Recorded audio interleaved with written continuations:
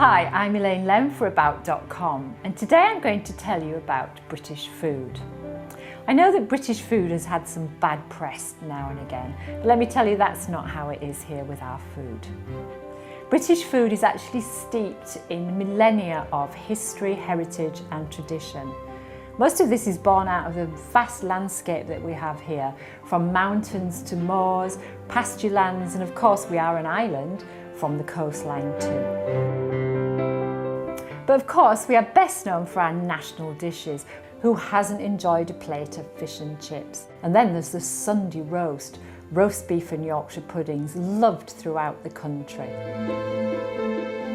And not forgetting our cultural diversity, we also love the curry.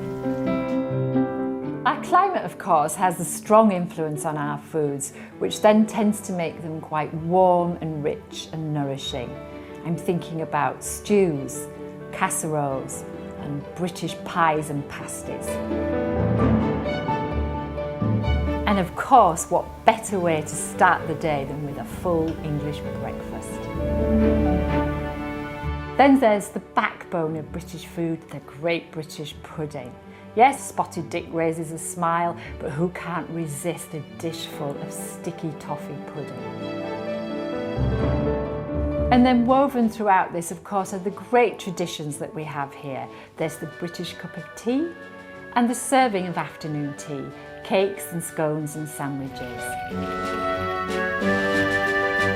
And who doesn't love the British pub? All of these things, of course, come together to make the food in Britain what it is today, great British food.